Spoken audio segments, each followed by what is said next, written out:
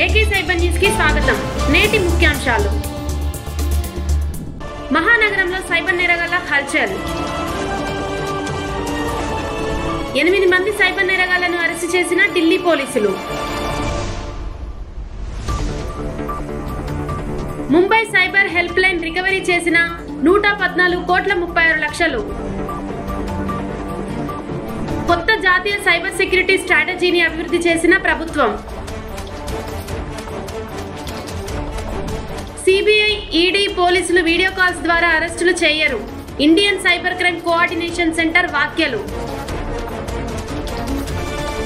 Online parcel scam లో private ఉద్యోగి 16 లక్షల రూపాయలు మోసం చేసిన సైబర్ నేరగాళ్లు. సంపన్న వర్గాల యువకులే టార్గెట్, పట్టుబడ్డ యువతి.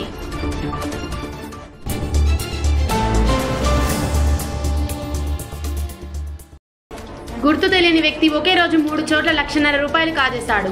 ఏటీఎం కేంద్రం వద్ద మధ్య వయస్కుడు తాను డెబిట్ కార్డు మర్చిపోయానంటూ ఒక మహిళ వద్ద నగదు తీసుకొని యూపీఐ ద్వారా 50,000 రూపాయలు చెల్లించాడు. ఇంటికెళ్లి ఖాతాను పరిశీలించిన మహిళ నగదు రాలేదని పోలీసులను ఆశ్రయించింది. నగరంలో మాయగాళ్లు కొత్త తరహా మోసాలకు తెరలేపుతున్నారు. వివిధ కారణాలు చెబుతూ మీరు నగదు ఇస్తే యూపీఐలో చెల్లిస్తానంటూ ప్రజలను బురిడీ కొట్టిస్తున్నారు. సాంకేతిక పరిజ్ఞానాన్ని ఆసరా చేసుకొని వీలైనంత పెద్ద మొత్తంలో డబ్బులు కొల్లగొడుతున్న సైబర్ నేరగాళ్లు.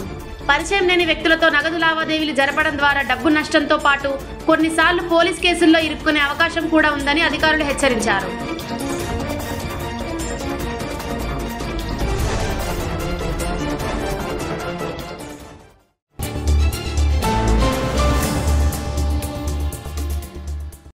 నకిలీ స్టాక్ పెట్టుబడులు, జాబ్ ఆఫర్లు మరియు సోషల్ మీడియా ద్వారా నేరాలకు పాల్పడి ప్రజలను మోసగించినందుకు రాజస్థాన్ మరియు గుజరాత్లకు చెందిన 8 మంది వ్యక్తులను ఢిల్లీ పోలీసులు అరెస్టు చేశారు. నిందితులపై 72 ఫిర్యాదులు నమోదయ్యున్నాయని, బ్యాంకు ఖాతాల్లో 2,05,00,000 రూపాయల లావాదేవీలు జరిగినట్టు గుర్తించారు.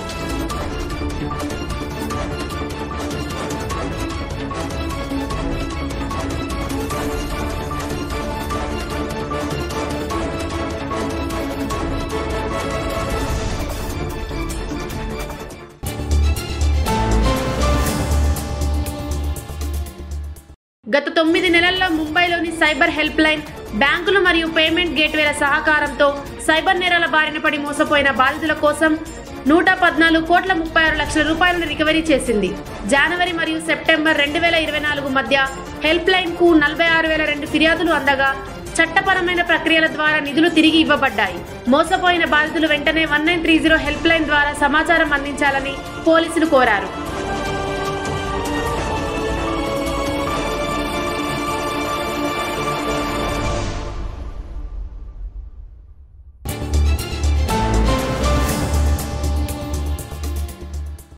పెరుగుతున్న సైబర్ నేరగాళ్ల బెదిరింపుల నుండి పటిష్టమైన రక్షణ అవసరమని నొక్కి చెబుతూ హరారీలో జరిగిన సైబర్ సెక్యూరిటీ కాన్ఫరెన్స్ లో డిప్యూటీ మంత్రి డింగుముజీ ఫుటి జింబాబ్వే జాతీయ సైబర్ సెక్యూరిటీ స్ట్రాటజీని ప్రకటించారు. డిజిటల్ ఆర్థిక వ్యవస్థను కాపాడేందుకు మరియు అన్ని రంగాలలో సైబర్ సెక్యూరిటీ అవగాహనను పెంపొందించడానికి ప్రభుత్వ ప్రైవేట్ భాగస్వామ్యం, శిక్షణ మరియు సహకారం యొక్క ప్రాముఖ్యతను ఆయన తెలియజేశారు.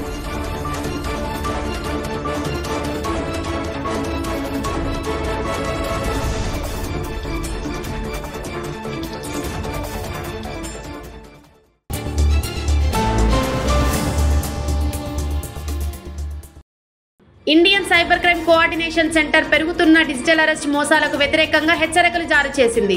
మోసగాళ్లు మాదక ద్రవ్యాల అక్రమ రవాణా వంటి నేర కార్యకలాపాలకు పాల్పడుతున్నట్లు ప్రజలను భయపెట్టి వీడియో కాల్ల ద్వారా మోసాలకు పాల్పడుతున్నారు. సిబిఐ, పోలీసులు, కస్టమ్స్ అంటూ సంస్థలు వీడియో కాల్స్ ద్వారా వ్యక్తులను అరెస్టు చేయరని, అప్రమత్తంగా ఉండాలని తెలియజేశారు.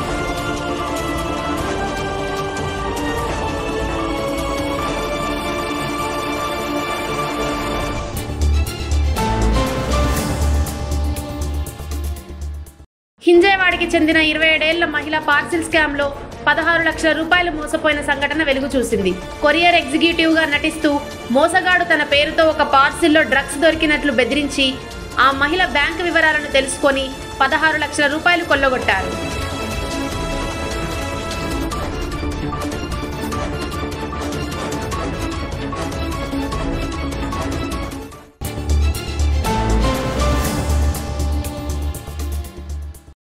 విశాఖపట్నంలో జాయ్ అనే యువతి సంపన్నులు, సొసైటీలో పలుకుబడి ఉన్న యువకులను సోషల్ మీడియా ద్వారా హనీ ట్రాప్ చేస్తూ ముగ్గులోకి దింపుతూ మత్తు పదార్థాలు ఇచ్చి స్పృహ తప్పగానే తన టీంతో కలిసి తను వారితో ఏకాంతంగా గడిపిన సమయంలో వీడియోలు, ఫోటోలు రికార్డు చేసి డబ్బులు ఇవ్వాలని డిమాండ్ చేస్తూ బెదిరింపులకు పాల్పడుతున్నదని భీమిలి పోలీసులు జాయ్ని అరెస్టు చేశారు.